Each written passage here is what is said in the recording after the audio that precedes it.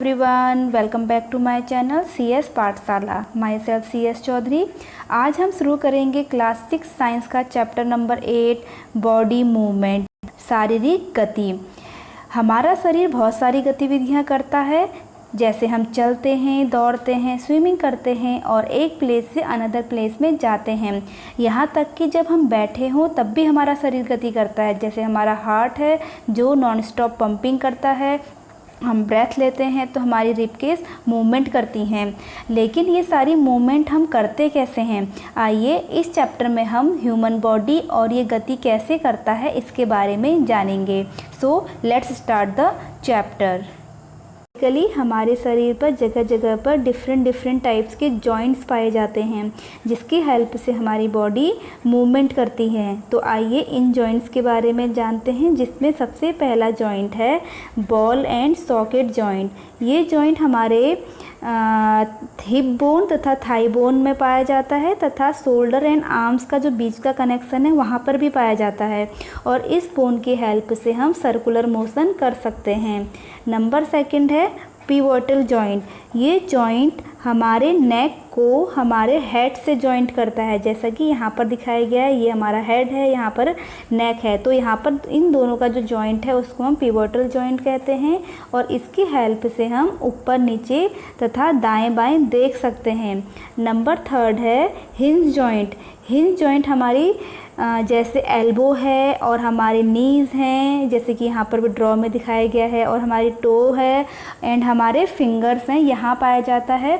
और इस जॉइंट की हेल्प से फॉरवर्ड मूवमेंट तथा प्लेन बैकवर्ड मूवमेंट कर सकते हैं। अभी क्या है, जैसे देखो यहाँ पर आपको नीज़ दिखाया गया है। ये नीज़ को हम जैसे फॉरवर्ड करेंगे तो आगे को जाएगा, और बैकवर्ड करेंगे तो ये प्लेन हो जाएगा। हाँ, आप अपना टखना ऊपर नहीं ला सकते हो ऐसे, तो ये इसकी हेल्प से हम क्या कर सकते हैं, फॉरवर्ड या फिर प्लेन बैकवर्ड की मूवमेंट्स को कर सकते हैं। और लास्ट जॉइंट होते हैं आपके फिक्स जॉइंट। हमारी बॉडी में कहीं कहीं पर ऐसे जॉइंट्स होते हैं बोन के बीच में जो फिक्स्ड होते हैं, जो कोई मूवमेंट करने में हेल्प नहीं करते हैं, बस वो हड्डी को हड्डी से जोड़ने का काम करते हैं। इसलिए इन जॉइंट्स को हम इमूवेबल जॉइंट्स भी कहते हैं। क्लियर? तो ये तो थे हमारे शरीर के मेन जॉइंट्स। अब आपको इसमें ह्यूमन स्केलेटन के बारे में पढ़ना है, जिसका ड्रॉ यहाँ पर भी शो हो रहा है। ह्यूमन स्केलेटन एक ऐसा फ्रेमवर्क होता है जो बोन और कार्टिलेज से मिलकर बना होता है, और ये बॉडी को शेप देता है तथा सपोर्ट भी करता है। इस स्केलेटन में टोटल होती हैं 206 हड्डियाँ, और ये हमारे इंटरनल ऑर्गन्स को भी सुरक्षित रखता है। अब इन स्केलेटन के पार्ट्स के बारे में थोड़ा हम जानेंगे, जैसे skull, ribcage, backbone, pelvic bone. इसके बारे में एक एक करके जानेंगे, इसलिए स्टार्टिंग से शुरू करते हैं, जिसमें सबसे पहला है आपका स्कल। स्कल जो होता है वो बहुत सारी छोटी छोटी हड्डियों से मिलकर बना होता है, और इसका जो मुख्य काम होता है वो ब्रेन को सुरक्षित करने का होता है। तथा जो हमारा जो फेस होता है इसमें मेनली 14 हड्डियां होती हैं। फिर नंबर 2 है आपका रिबकेज। रिबकेज ये है जिसमें होते और इन्हें हम रिब्स कहते हैं, जो होते हैं 12 पेयर, और इसका जो मुख्य काम होता है वो लंग्स तथा हार्ट को सुरक्षित करने का होता है। फिर नेक्स्ट है बैकबोन। ये हमारे पीछे की साइड पाई जाती है, और इस बैकबोन के ही हेल्प से हम उठ पाते हैं या बैठ पाते हैं। इसमें जो ये छोटी छोटी हड्डियां दिखाई दे रही हैं इनको हम वर्टिब्रा कहते हैं, जो नंबर में होते हैं 33। और अगर सपोज़ हमारी बैकबोन सीधी होती इस टाइप से तो हम ना ही उठ पाते और ना ही बैठ पाते। फिर नेक्स्ट है हमारा पेल्विक बोन। ये हमारे हिप बोन में पाया जाता है। और ये हिप को हमारी फीमर बोन यानी कि थाई बोन को जॉइंट करता है। तो ये तो थे हमारे इस स्केलेटन की मेन बोन। अब इसके अलावा हमारे शरीर पे एक एडिशनल पार्ट पाया जाता है जो बोन्स की तरह हार्ड तो नहीं होता, लेकिन उसे हम बेंड कर सकते हैं, तो उसे हम कहते हैं कार्टिलेज, जो हड्डी की तरह हार्ड नहीं होता। जैसे कि हमारे ईयर के अपर पार्ट में ये पाया जाता है तथा नोज़ के लोअर पार्ट में पाया जाता है।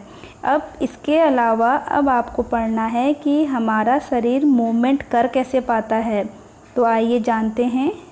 हमारे स्केलेटन के बाहर से एक फ्लैशी पार्ट होता है जिसे हम मसल्स कहते हैं, और इन्हीं मसल्स में ऑल्टरनेटली कॉन्ट्रैक्शन तथा रिलैक्सेशन होता है जिसकी हेल्प से हम मूवमेंट कर पाते हैं। जैसा कि इस ड्रॉ में दिखाया गया है, आपका जो कॉन्ट्रैक्शन और रिलैक्सेशन होता है वो सेट्स में होता है।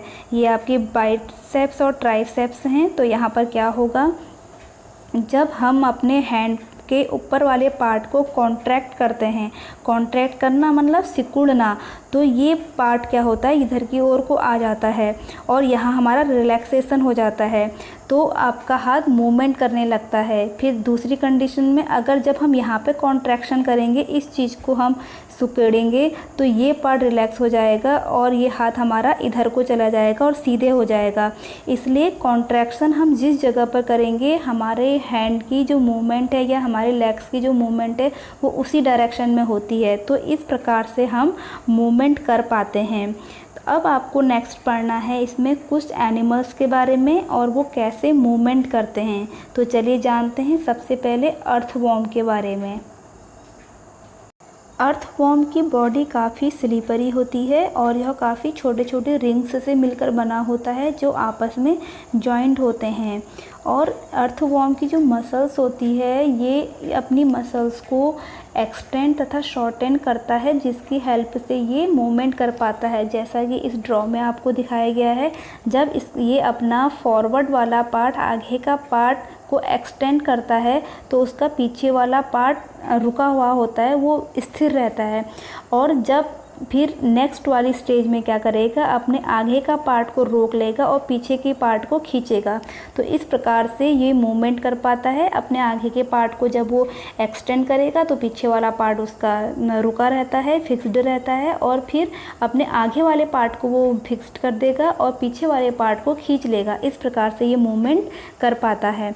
फिर नेक्स्ट आपको पढ़ना है स्नेल के बारे में। स्नेल के ऊपरी जो पार्ट ये आपको दिखाई दे रहा है, इसको हम सेल्स कहते हैं।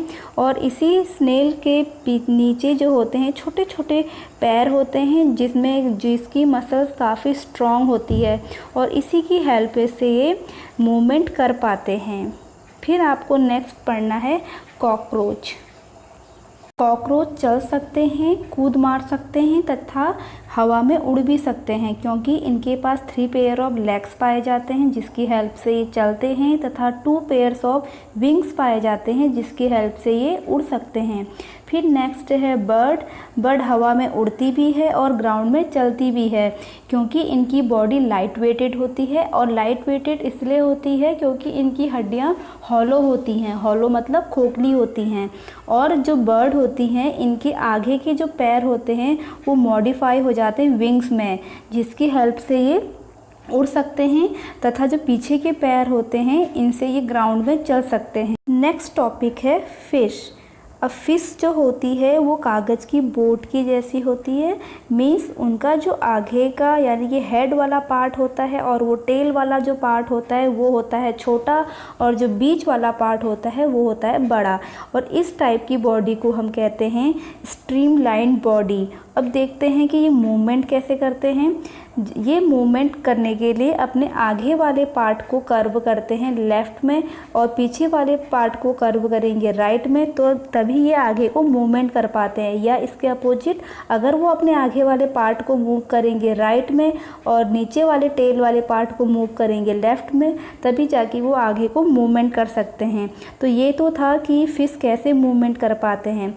अब आपको नेक्स्ट पढ़ना है how do snakes move. Snake कैसे मूव कर सकते हैं। ये तो हम सभी को पता है, स्नेक ग्राउंड में क्रॉल करते हैं, रेंगते हैं। स्नेक के पास एक बहुत बड़ी बैकबोन होती है और जब ये मूवमेंट करते हैं तो अपनी बॉडी को कर्व कर लेते हैं, जिससे उसकी बॉडी में बहुत सारे लूप्स बन जाते हैं और ये सभी लूप्स एक दूसरे को पुश करते हैं, आगे को फॉरवर्ड की ओर पुश करते हैं, जिसकी हेल्प से स्नेक क्या कर पाता है, मूवमेंट कर पाता है एक कर्व में। ये स्ट्रेट लाइन में कभी नहीं चल पाता। तो ये तो थी इस चैप्टर की ब्रीफ समरी। आई होप आपको समझ में आई हो। अगर आपको मेरा ये वीडियो समझ में आया हो, प्लीज़ लाइक कीजिए, कमेंट्स कीजिए, शेयर कीजिए और मेरे चैनल को सब्सक्राइब ज़रूर कीजिए। CS पाठशाला।